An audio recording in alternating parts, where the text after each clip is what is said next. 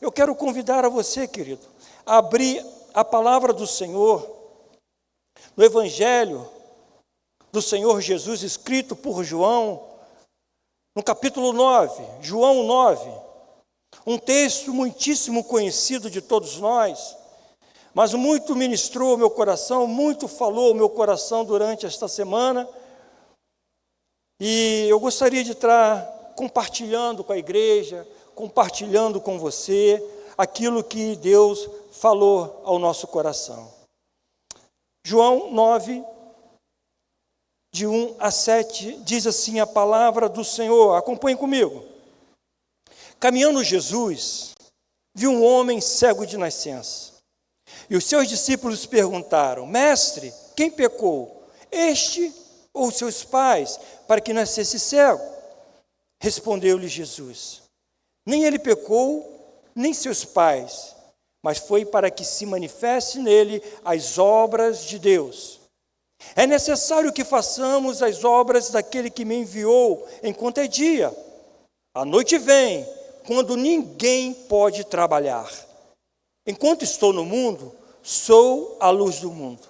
Dito isto, cuspiu na terra e, tendo feito lodo com a saliva, aplicou aos olhos do cego, dizendo-lhe: Vai, lava-te no tanque de Siloé, que quer dizer enviado.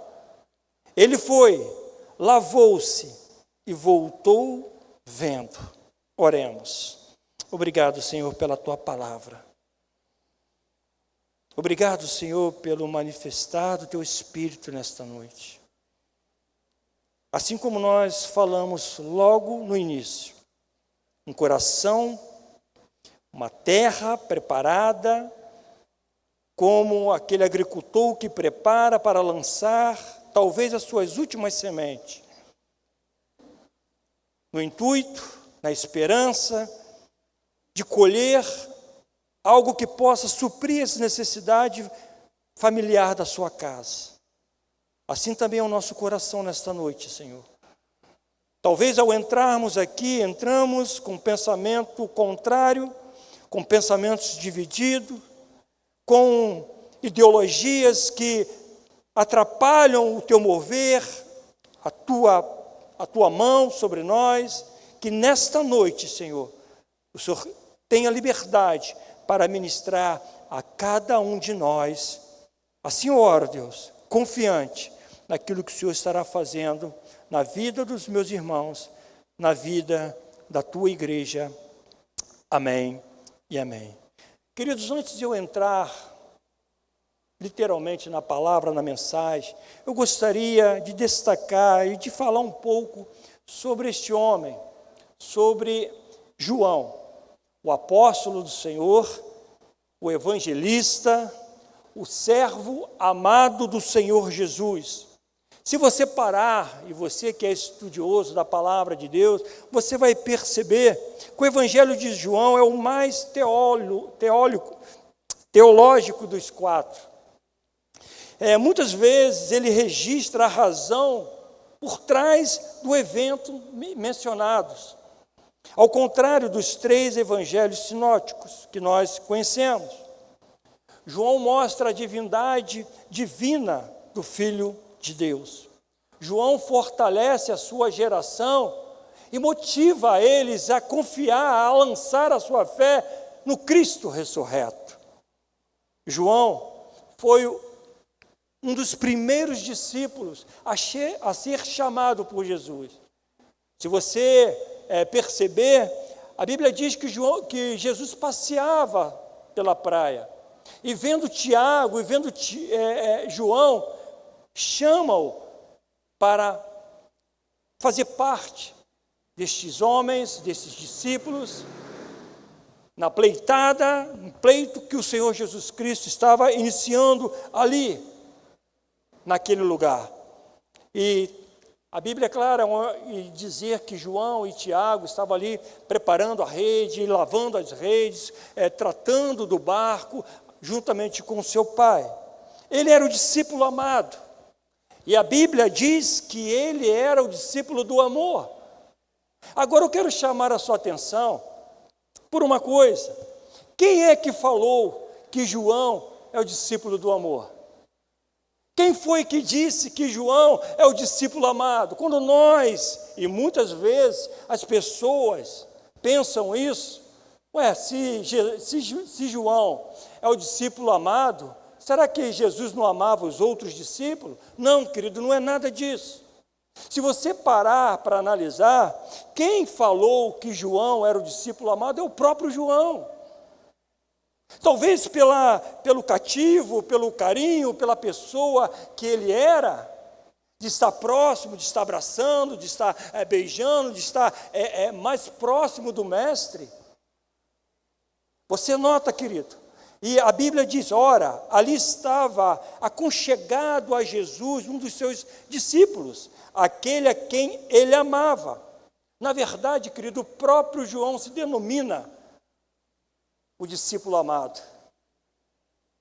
O discípulo amado aparece várias vezes no Evangelho de João, mas não nos outros Evangelhos de Jesus.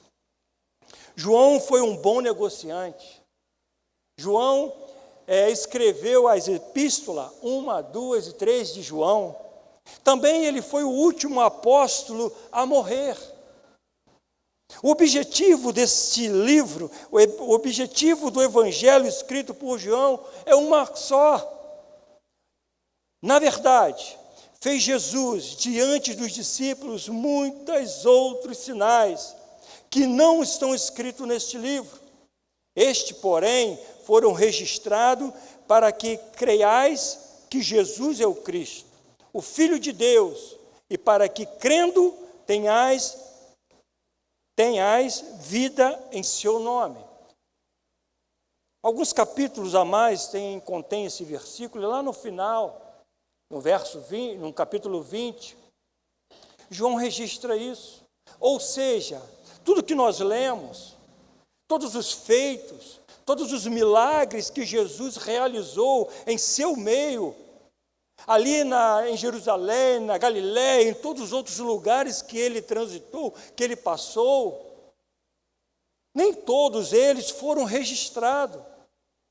João deixa bem claro que há muitos outros milagres que Jesus fez que não foi registrado. Pois bem, querido, talvez seja essa a questão que nós estamos e vamos tratar aqui. Acabamos de ler, Jesus fez grandes sinais e que não foram registrados, mas queremos nós entender que ele nos falou que o que foi registrado seria o suficiente para crermos nele. Seria o suficiente para acreditarmos nele. Até porque Jesus disse, eu sou a luz do mundo. Eu acho, queridos, que se nós tivéssemos uma Bíblia como esta, como nós temos, e alguns poucos versículos escritos, porque Deus amou o mundo de tal maneira que deu seu único Filho unigênito para que todo aquele que nele crê não pereça, mas tenha vida eterna. Se tivesse somente escrito, eu sou a luz do mundo, se tivesse somente escrito, eu sou o caminho, a verdade e a vida, somente através de mim você será salvo. Será que nós acreditaríamos? Será que nós confiaríamos na palavra escrita de Jesus? Eu sou a luz do mundo. E há pessoas que ainda duvidam disso. Eu quero acreditar que nesta noite, aqueles que estão aqui, aqueles que estão nos assistindo, não venhamos duvidar do grande e poder de Deus. Aquele que abriu os olhos do homem, vamos voltar agora ao texto, vamos voltar agora a essa história, o cego de nascença. Aquele que abriu os olhos do homem de uma cegueira física, pode abrir os olhos daquele que são espiritualmente cegos. Jesus, o Cristo, abriu-lhes os olhos para que pudesse contemplar a beleza do sol. Mas mais tarde, ele irá ter exatamente esse encontro ao qual eu e você tivemos, para abrir a sua visão espiritual, para que ele de fato possa ver a luz do mundo. A Bíblia diz, querido, que estes sinais acompanharão os que crerem. Será que de fato nós estamos crendo nos milagres que o Senhor tem feito nos dias de hoje, na vida de muitas pessoas? Será que paira sobre o nosso coração essa dúvida? Será? Nós vamos ver isso, querido. Porque é fato que muitas vezes nós percebemos ao conversar com determinadas pessoas essa desconfiança, esse achismo. Eu acho que, eu não sei lá. Vamos observar, querido, o doloroso quadro desse rapaz, desde a sua concepção. Obviamente, um bem conhecido e mendigo de todos. Era um tipo de patrimônio da cidade, talvez um ponto de referência para muitas pessoas, um símbolo da raça humana. Note, querido, que Jesus ele ministra para todos e para muitos, cuja cegueira é patente aos seus olhos, e era evidente isso. A cegueira espiritual de toda a raça humana pairava, tomava conta daquele lugar. A cegueira física também nos leva a pensar em outros tipos de cegueira que o mundo oferece, que o mundo estampa, que o mundo coloca dentro da nossa casa, que muitas vezes, querido, nos faz pensar e refletir se de fato nós estamos caminhando, se de fato nós estamos levando a palavra do Senhor a sério. Por exemplo, a vaidade. Ela esconde fraqueza e defeitos radicais e imagináveis. O orgulho faz o pecador cego às suas próprias transgressões. E o preconceito? Recentemente, nós tivemos aí um documentário, acho que foi semana passada, a respeito de preconceito, porque não foi o melhor jogador, mas deveria ter sido. Você acompanhou a história? Isso está vivo até os dias de hoje.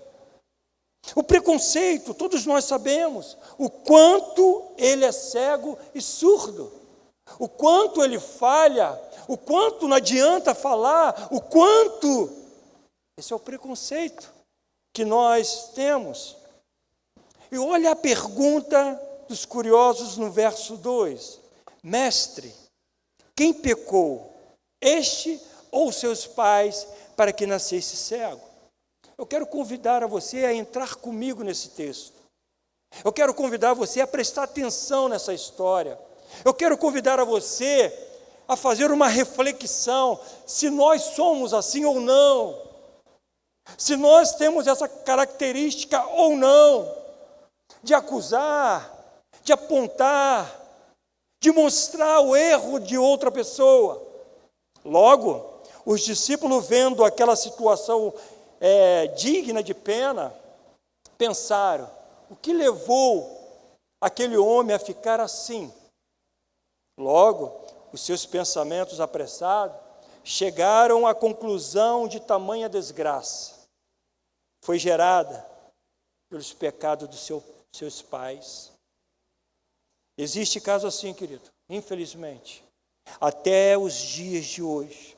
Não é regra, mas é possível que isso aconteça, e é possível que você ainda ouça essa situação. Vou dar aqui dois exemplos. Davi. Talvez, no conhecimento desses discípulos, poderiam ter puxado lá atrás o que aconteceu com os filhos de Davi. Pecaram, falharam, erraram por conta de Davi.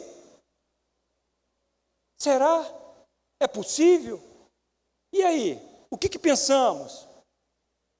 Outro exemplo, Jó. A Bíblia diz que Jó era um homem de conduta inculpável, mas ele perdeu seus filhos. Não somente os seus filhos, ele perdeu os seus bens. Não somente os seus bens, ele perdeu a sua saúde. E a Bíblia diz que Jó era um homem de conduta inculpável. Percebemos aqui duas questões extremamente didáticas. Primeira, quando Deus quer realizar o seu projeto na vida de alguém, Ele faz com maestria. Entenda isso. Independente do que esteja acontecendo na sua vida, independente do que esteja acontecendo na sua família, independente do que esteja acontecendo na sua casa, se Deus quer realizar um projeto na sua vida, e Ele quer, Ele vai fazer com maestria. Segunda questão, segundo ponto, quando escolhemos viver em desobediência e não aceitamos a correção de Deus, eu vou explicar. Quando se fala que a pessoa está com problema porque o culpado é seu pai, é sua mãe, e nós vemos isso, e nós acompanhamos muitas vezes isso acontecer, significa, querido, que a gente vai ver lá na frente o que a Bíblia fala sobre isso, mas não é bem assim. Não é assim que funciona. Nossos erros, as nossas falhas, o culpado somos nós. Como eu acabei de ler, quando escolhemos viver em desobediência e não aceitamos a correção de Deus, talvez seja isso que esteja faltando para mim e para você. Essa observação do que estamos fazendo, de como estamos diante do Senhor, se estamos em obediência, porque a palavra do Senhor é didática, em todo tempo. O Senhor diz para não pecarmos, o Senhor diz para não falharmos, porque a Bíblia também nos fala que aquilo que nós plantamos, nós vamos colher.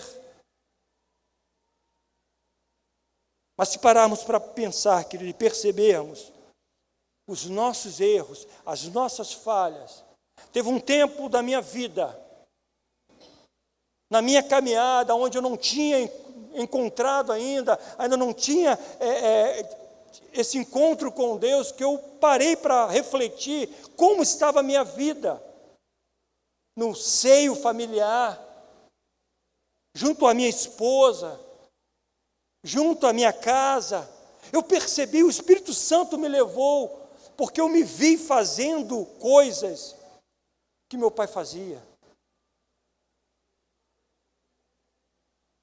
Eu me vi fazendo coisas desagradáveis, que me vem à memória, cara, quem fazia isso era o meu pai. Por que eu vou trilhar esse mesmo caminho? Por que eu vou por aqui, se a palavra de Deus diz ao contrário? Foi aonde eu tomei uma decisão, querido. Foi aonde eu tomei uma postura de viver uma nova vida com Cristo. Pessoas que ministravam ao meu coração, pessoas que falavam do amor de Jesus, eu apenas ignorava, não aceitava, não colocava em prática. Sabe por que nós pensamos e agimos assim? Porque nós muitas vezes achamos que isso nunca vai acontecer conosco. Muitas vezes nós idealizamos essas situações e achamos que nunca vai acontecer na minha vida. Mas ao longo da caminhada, você e eu sabemos que não é bem assim. Você e eu sabemos que não funciona desta forma. Nós somos responsáveis por nós mesmos. Se está passando por dificuldade, se está passando por problema, algo que nós precisamos perceber. Primeiro, se eu tenho um Deus, se eu tenho um Senhor, Salvador da minha vida, eu olho, me reflito para dentro de mim, eu estou tentando fazer tudo fielmente ao Senhor dentro da palavra. eu cumpro com os meus compromissos, eu não ando em roda de escarnecedores, eu não faço nada que abone a minha conduta. Se está acontecendo isso, é porque o Senhor tem algo para fazer na minha vida. Agora, se está acontecendo isso, é óbvio, eu não procuro Deus em primeiro lugar. Se isso está acontecendo, é porque eu estou falhando, e eu sei que eu estou falhando. Por que eu não estou na igreja? Por que eu escolhi estar em outro lugar? Querido, vamos para a igreja. Você não conhece a minha vida, pastor. Eu convido pessoas para estar na casa do Senhor. Eu convido pessoas para cultuar a Ele. E não são poucas pessoas que eu ouço. Essa semana a minha esposa e eu ouvimos a pessoa falar: você não conhece a minha vida, eu não tenho tempo nem de dormir. Eu não paro. É filho aqui, é casa ali, é marido ali. Tá, tudo bem. E aí? As pessoas não querem. As pessoas não buscam. As pessoas não se colocam diante do Senhor. E como quer que dá certo? Percebemos aqui 2 erros dos discípulos. Primeira delas, de atribuir este caso de sofrimento a alguém ou pecado específico. Nós, como cristãos, não devemos atribuir o problema que a pessoa está passando a outra pessoa. E muitas vezes nós ouvimos isso: olha, você está assim por causa do seu pai, por causa da sua mãe, por causa do seu tio. Olha, preste atenção, se está acontecendo isso, alguma coisa você está fazendo, alguma coisa alguém fez para você.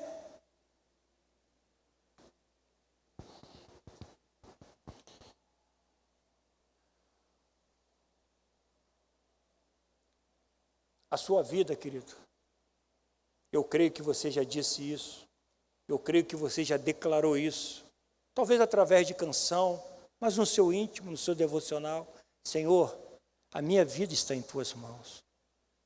Quantos aqui já disseram: Senhor, usa-me a mim, eu estou aqui. Na hora que precisa não vai, na hora de estar não aparece. Quantos estão aqui nessa noite que já falaram isso: Senhor, a minha vida te pertence. Ou você está sendo desobediente, ou Deus está forjando o seu caráter. Ou você está sendo desobediente, ou você está trabalhando, agindo com Deus fielmente, mas Deus está querendo agir e fazer da sua vida algo muito melhor. Em 2 Coríntios 5, 17 diz assim: e assim, se alguém está em Cristo, é nova criatura, as coisas antigas já se passaram, eis que tudo se fez novo. Não importa, querido, o que o seu pai fez, o que sua avó fez, o que a sua mãe fez, não importa. Se você está em Cristo, é nova criatura. Você não vai ser pré-julgado por conta disso, não. Você já foi liberto pelo sangue do Cordeiro. Se você confessou o seu pecado, se você se colocou diante do Senhor, você é livre para adorar a Ele.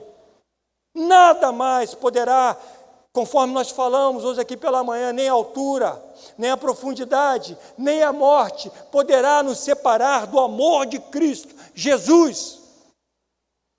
Entenda isso, querido. Não permita ser julgado, não permita ser apontado o dedo para você, dizendo que você é um nada. Como assim você não é um nada? Você foi lavado, remido pelo sangue do Cordeiro. E por você foi pago um alto preço, derramado por Jesus naquela cruz. Então, querido, não traga isso para dentro do seu coração se alguém falar alguma coisa. Não, querido, não. Nós temos um Pai, o Senhor Jesus Cristo, o nosso intercessor, está conosco todos os dias. Eu posso ouvir um amém? Segundo o erro prático dos discípulos, de levantar o debate teológico, em vez de terem compaixão do homem. E quantas vezes agimos assim? Quantas vezes nós já vimos isso? Pessoas que caem na rua. Você corre para ajudar? Ou você fala, também vai passar logo por aqui? Por que não deu a volta e passou por ali? Tinha que cair mesmo. Isso quando não se pega um celular e filma a desgraça alheia e coloca lá nas redes sociais. Foi exatamente isso que estava acontecendo junto a esse cego, junto a essa pessoa. E temos visto isso por aí, querido. Preste atenção, sempre tem um questionamento, sempre tem um questionador. E temos visto demais isso aí. As pessoas não criam fortalecimento espiritual, mas quando elas falham, meu irmão, é difícil de segurar, é difícil de agir. A vida espiritual não é diferente. Infelizmente isso acontece. Portanto, queridos, eu quero chamar a sua atenção, antes de acusar ou julgar, cuidado, porque a Bíblia é clara em relação a isso. Não julgueis para que não sejais julgados, porque a medida ou o critério com que julgardes, sereis julgados, e com a medida que tiverdes medido, vos medirão também, porque vê tu o arqueiro no olho de teu irmão, porém não repara a trave que está no seu próprio olho. É exatamente isso que Jesus está dizendo, querido. Jesus chama isso de juízo temerário, arriscado, imprudente, perigoso. Ele adverte contra esse tipo de juízo, que julga pelas aparências e que é um exemplo de farisaísmo. Olha a sua resposta de autoridade que Jesus fala para esses discípulos no verso 3. Respondeu Jesus, nem ele pecou, nem seus pais, mas foi para que se manifeste nele as obras de Deus. Jesus nos mostra, querido, que o sofrimento não deve ser o alvo de debate teológico, e sim usar com benevolência cristã. Ou seja, cuidar, tratar, orientar e expressar o amor para o qual ele veio. Ame o seu próximo como a ti mesmo. Não julgue para não ser julgado. Em outras palavras, não importa o que tenha acontecido, precisamos ajudar sempre que for preciso. Dá sempre os primeiros socorros. Esse é sempre e será o objetivo do Senhor Jesus. E precisa ser o nosso também, querido. É preciso fazer a obra, como diz lá no verso 4. Jesus é a luz do mundo. Precisamos fazer essa obra. O nosso Jesus é a nossa luz. Quando Jesus disse essas palavras, com certeza fortalece a fé do cego. Veja no verso 6, aplicou-lhe o lodo aos olhos. É lógico, preste atenção nisso, que o lodo não era um remédio para curá-lo. Assim também como o óleo que nós ungimos os enfermos. Assim também como os alimentos da ceia. São símbolos. E é exatamente isso que aconteceu. Ele não foi curado por conta da lama que foi colocado, não. Se você parar para perceber, querido, Jesus poderia ter curado, enxergue, pronto, acabou, conforme aconteceu com o Bartimeu. Assim como Ele quer fazer conosco e ver dentro do nosso coração a nossa obediência. Vá lá, agora no tanque, lave e você será curado. Entenda isso como uma ordem do Senhor para a nossa obediência e para exercermos a nossa fé. Ele ouviu a voz do Mestre, ele sentiu o seu toque, mas a luz não lhe chegou, até que obedecesse a ordem de Jesus. Que infelizmente, querido, infelizmente, muitos de nós temos deixado de obedecer a ordem do Senhor. E quando nós deixamos de obedecer a ordem do Senhor, há consequências. É isso que eu disse lá na frente. Eu quero engrossar um pouco esse caldo, e me perdoe por isso. Mas preste atenção, quantas pessoas são orientadas? Quantas pessoas são atendidas? Nós temos um trabalho maravilhoso de discipulado aqui na nossa igreja, onde nós chamamos as pessoas. Para quê? Para dar bronca? Não, longe disso. É para ajustar, querido. É para fazer você, animar você, a colocar fé em você, a caminhar junto com a igreja, junto com a sua liderança. Porque vale mais, querido, estarmos acompanhados do que só. Temos cuidado de trazer orientações, temos cuidado de trazer uma boa palavra, temos cuidado de falar com a igreja, em discipular a igreja, lembrando do cuidado com que a sociedade tem agido. O mundo aí fora está querendo lhe tragar, queridos. O mundo aí fora está jogando pesado para destruir e tirar e arrancar você da igreja, do caminho do Senhor. O cuidado com as demais conversações. Hoje, o pastor Emílio estava falando pela manhã, quantas pessoas de Deus que estavam junto conosco, caminhávamos juntos, fazia aqueles feitos maravilhosos na casa do Senhor, eram usados pelo Senhor, mas começou a caminhar com quem não devia. E não foram poucas pessoas que nós falávamos, cuidado, preste atenção, guarda o seu coração, mas não adiantou. Quantas pessoas estão perdidas aí fora? Cuidado, querido, cuidado com as piadas indecentes, cuidado com esse sorriso maroto, cuidado com essas piadas que muitas vezes nós achamos que não tem nada a ver. Ela vai te afastar do amor de Deus. Cuidado, querido, com os vícios virtuais. E nós temos comentado isso, nós temos trabalhado isso. Hoje você não precisa estar mais num quarto para ver coisas indesejáveis. Aonde você estiver, coloca um fone, você ouve o que ninguém ouve. Na palma da sua mão, você acessa o que você quiser. Cuidado. Cuidado, queridos. Agora eu te pergunto, se esse cego duvidasse dessa ordem de Jesus, vai no tanque. Se o cego não obedecesse a Jesus, se ele fosse ao tanque, até porque, para ele chegar até aquele lugar, até aquele tanque, ele tinha que fazer um trajeto, ele tinha que caminhar um pouco mais, ele tinha que ir um pouco mais longe.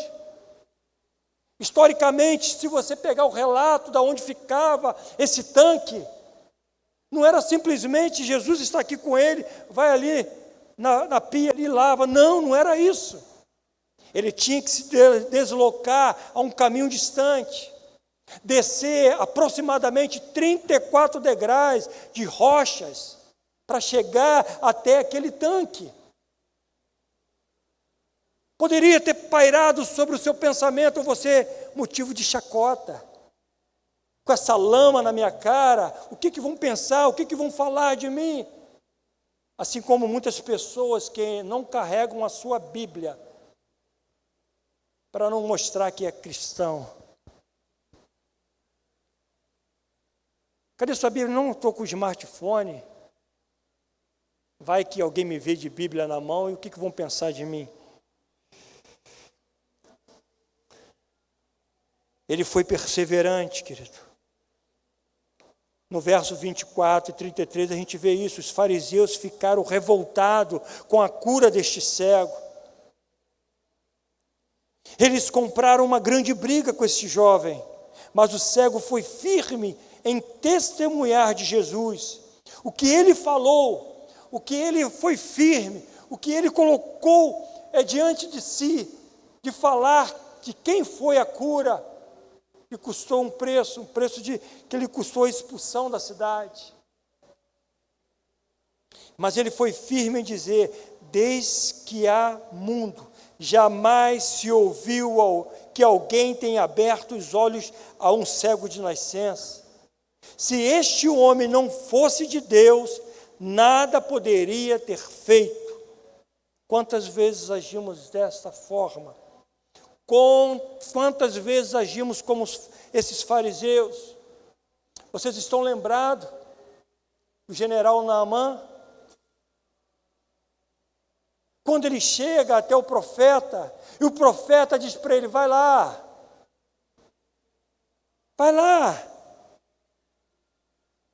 no rio, um dos piores rios, e mergulhe. Querida, a Bíblia diz que Naamã saiu dali revoltado. Ele saiu dali indignado. E em 2 Reis 5 ele diz assim: Naamã, porém, muito se indignou e se foi dizendo: pensava eu que ele sairia a ter comigo, por ser ia de pé, invocaria o nome do Senhor seu Deus, moveria a mão sobre o lugar da lepra e restauraria. Era isso que ele estava no seu coração. Me enviar para um lugar, aquilo não é um rio, aquilo é um chiqueiro. Agora veja, querido, perceba a importância de amigos, onde nós precisamos tê-los do nosso lado. Naamã, o que lhe custa? O que lhe custa você ir lá? Se ele tivesse feito ou te falado algo difícil, você iria fazer. Rapaz, você está aqui perto. Vai ali, mergulha. Quantas vezes nós pensamos assim, irmão? Quantas vezes nós agimos como esse general, cheio de arrogância, cheio de si?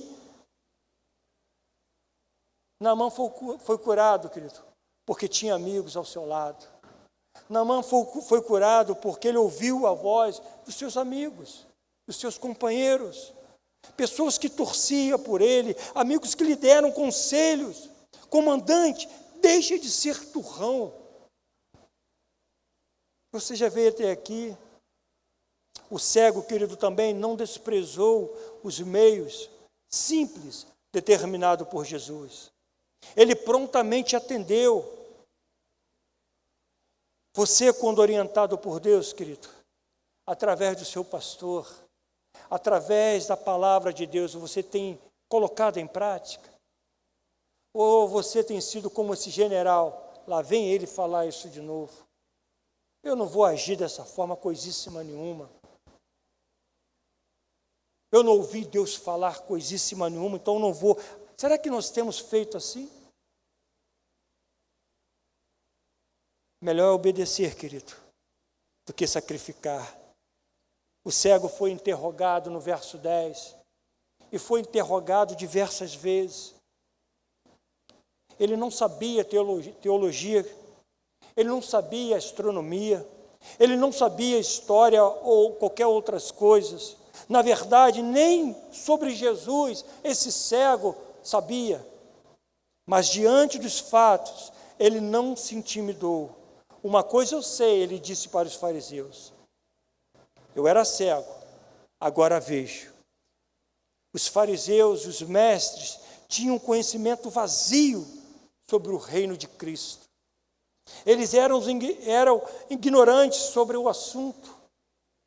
A luz deles era a escuridão. Os cegos, preste atenção, os cegos não podem ver, Mas às vezes os que têm olhos sadios, visões sadias, não querem enxergar, não querem prestar atenção, não querem ouvir a palavra, não querem abrir, rasgar o coração para aquilo que o Espírito tem ministrado a ele. É melhor conhecer os nossos defeitos e receber de Jesus a solução, do que encobri-los e ficar, queridos, sem as bênçãos. Ele foi expulso da sinagoga pelos judeus, mas foi recebido por Jesus. Lá no verso 35, depois você lê toda essa história. Interessante, irmãos, que essa história se dá em vários capítulos. Vários capítulos.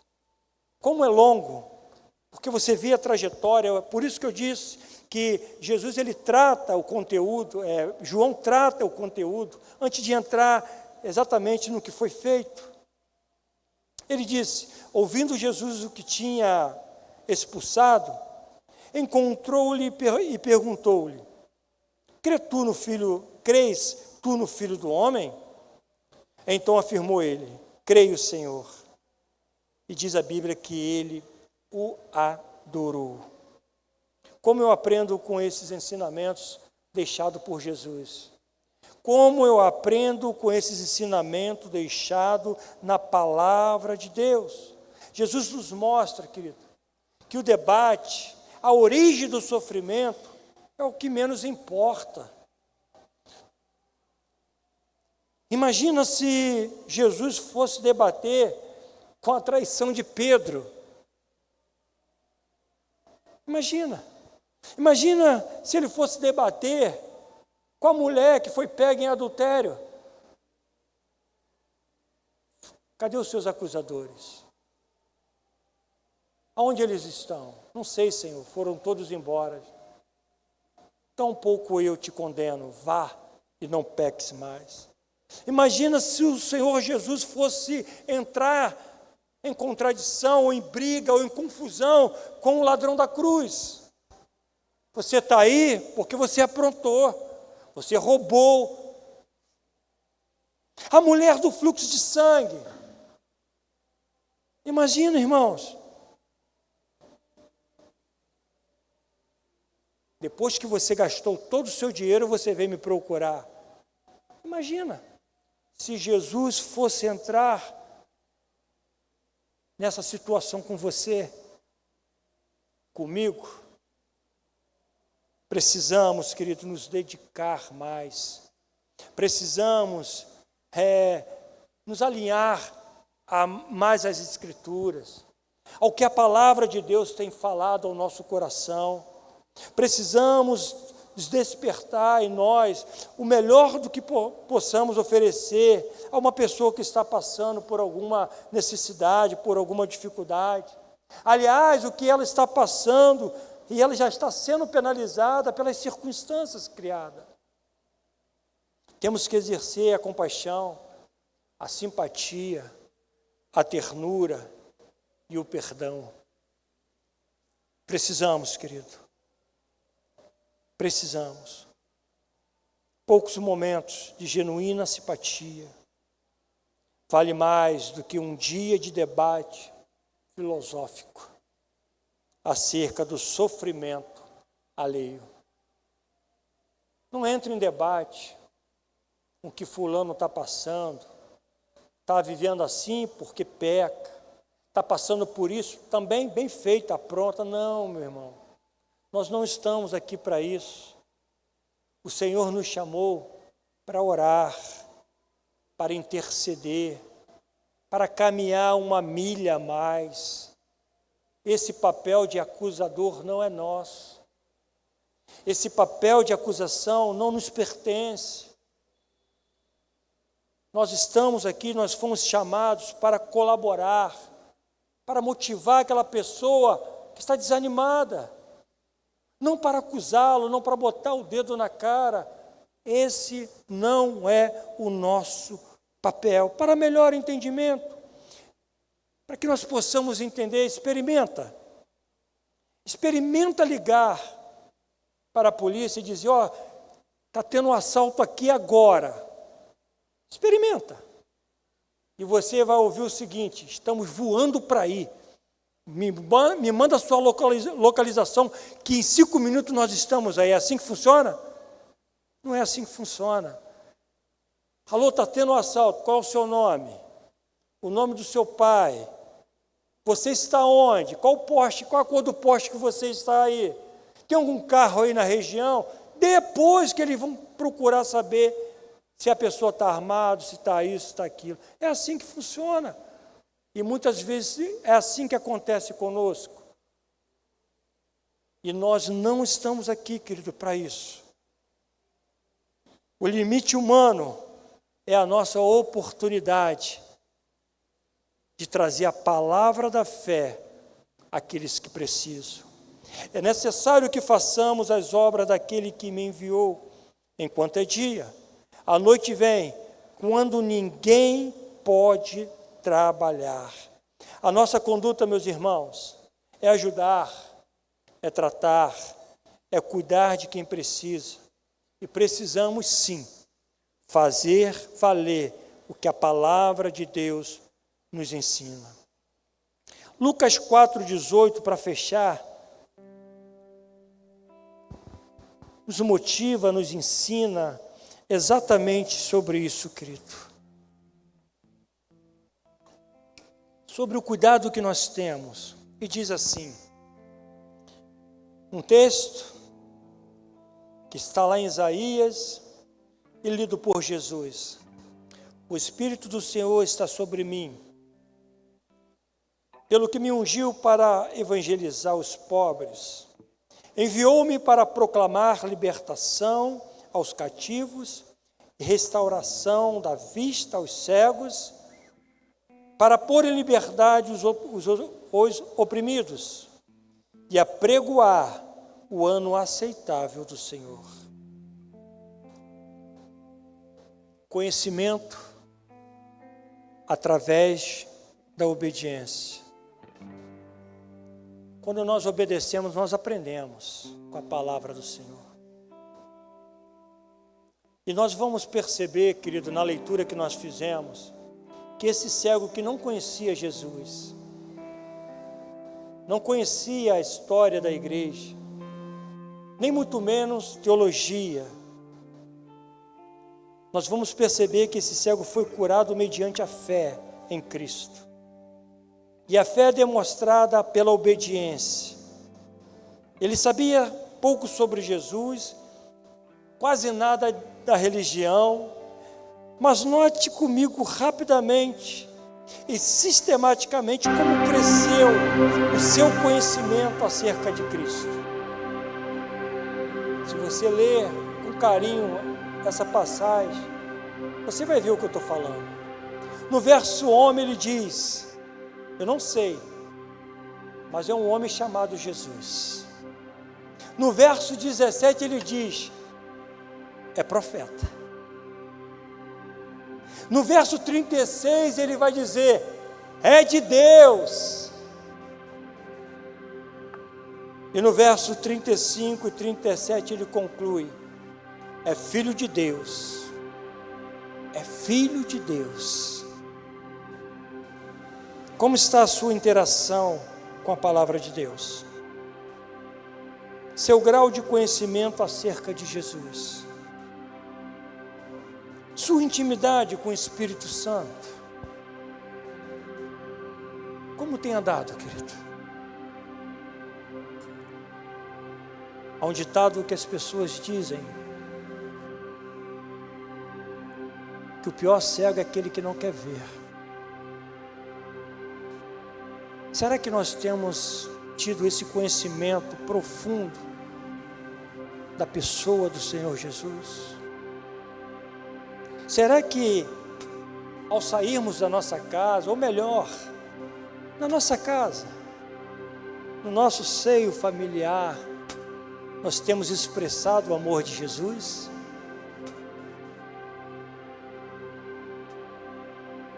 A sua conduta,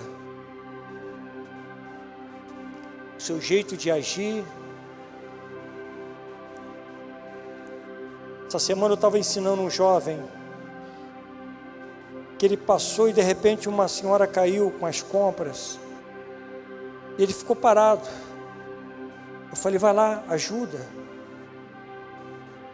O rapaz saiu da moto, porque eu estava pilotando, ele estava de carona. Foi lá e ajudou. E eu falei para ele, todas as vezes que você perceber isso, ver, não pense duas vezes, ajude.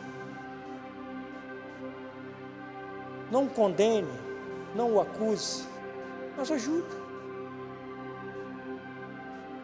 Foi isso que Jesus veio fazer, querido. Ensinar-nos a sermos diferentes, a proclamar as boas novas aos cativos. Será que nós temos tido esse conhecimento? A intimidade que nos leva a nos aproximar de Deus? Ou você continua gritando, falando alto, brigando na sua casa para que todos ouçam? Ou você é aquele que chega num determinado lugar e cria-se logo um barraco? Preste atenção nisso. Cuidado com isso. Nós somos sal. Nós fomos chamados para fazer a diferença. Eu e você, queridos, somos diferentes, porque nós temos a marca do Cordeiro. Nós temos o sangue do Cordeiro derramado sobre a nossa vida. E quando chegarmos perto de alguém que carece, que precisa, ela sinta a presença de Deus na sua vida. Eu quero orar. Eu não quero trazer essa palavra de julgamento, não. Isso passou muito longe no meu coração, querido. Mas talvez seja algo que Deus queira falar ao meu coração, assim como está falando ao seu coração nesta noite. Eu me policio bastante, mas talvez eu esteja precisando de mais. Querido, gostaria que você estivesse de pé. O Espírito do Senhor está sobre mim, pelo que me ungiu para evangelizar os pobres, enviou-me para proclamar libertação aos cativos e restaurar da vista aos cegos, para pôr em liberdade os oprimidos e apregoar o ano aceitável do Senhor. Não é pregar o pastor João, não é pregar você, José, Jorge, Maria, não, pregue Jesus e viva o Evangelho do Senhor. Obedeça às instruções do Mestre, obedeça a palavra de Deus, faça como este cego.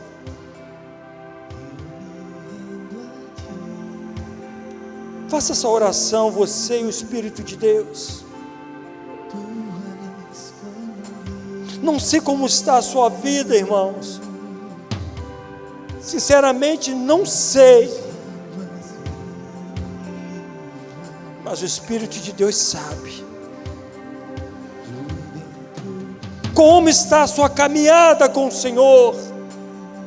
A sua vida de intimidade com Deus? Pastor, tu não sabe como está a minha vida. A minha vida tem sido tribulação em cima de tribulação, dificuldade por cima de dificuldade. Meu irmão, eu quero dizer algo para você. Hoje você tem uma grande oportunidade, porque você está diante do Senhor Jesus. A Bíblia diz e conta uma história do gadareno. não registra o tempo, os meses, os anos que aquele homem viveu endemoniado, vivendo em um cemitério. Ele se coçava com pedras, isso a Bíblia registra. Ele era amarrado com correntes, e mesmo amarrado com correntes malignas, ele arrebentava tudo. Mas a Bíblia diz que quando ele teve o encontro com Jesus, aquilo tudo cessou, os demônios foram embora, aquele homem passou a viver a novidade de vida. Não importa o que o pai dele fez, o que a mãe dele fez, não importava mais, porque ele teve um encontro com Jesus. Lá na frente, quando nós lemos o texto, nós percebemos que aquele endemoniado se tornou um dos maiores evangelistas da região. Como está a sua vida? Você pode dar um basta nesta noite, quando o Senhor diz para você: vá ao tanque de Siloé e lava-te. Quando o Senhor diz para você: se prostre diante de mim. Quando o Senhor diz para você: eu sou o caminho, a verdade e a vida. Senhor Jesus, nesta noite, como diz essa canção, eu quero que o Senhor faça parte da minha vida.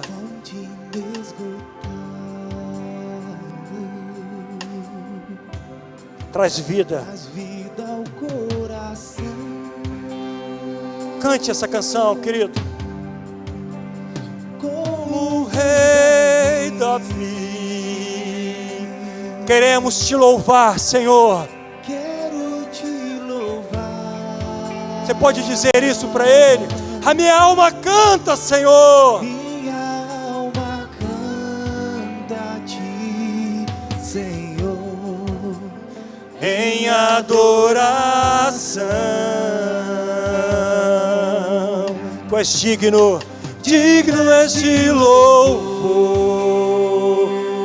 Majestade santa, majestade santa. fale com essa verdade. Meu prazer é te dizer, te amo, ó Senhor.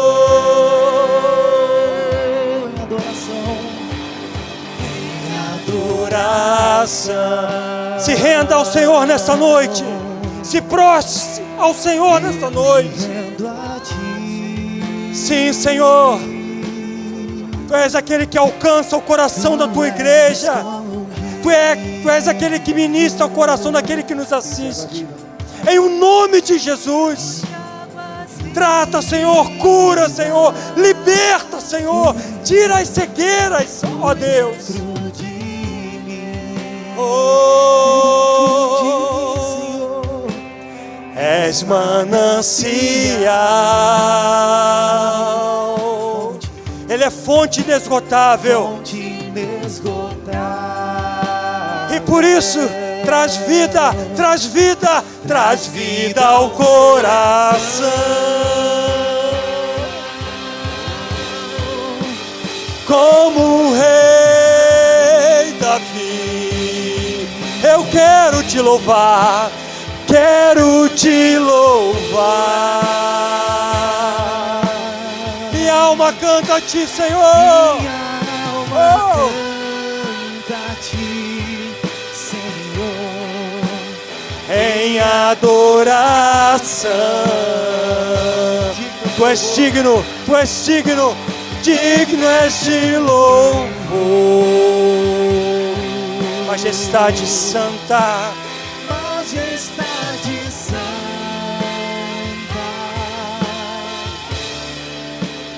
Meu prazer é te dizer. diga isso bem forte. bem forte. Te amo, ó Senhor. Meu prazer é te dizer. Alto em bom tom. Eu te amo, Senhor. Te amo, ó Senhor. Mais uma vez, meu prazer, Senhor. Meu prazer é te dizer. Te amo, ó Senhor. Você pode aplaudir aquele que vive e reina pelos séculos dos séculos. Aleluia! Obrigado, Senhor. Que a tua igreja nesta noite possa de fato sair daqui curada, transformada pelo poder da tua palavra. Nós oramos a ti agradecidos, em o nome do Senhor Jesus Cristo. Conceda-nos, ó Deus, uma semana abençoada, uma semana que possamos refletir daquilo que nós ouvimos e continuar vivendo o teu evangelho. Muito obrigado, Deus. Nós oramos a ti e te agradecemos.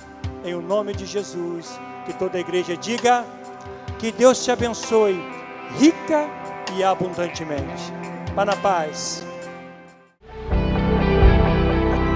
Eu poderia estar em qualquer outro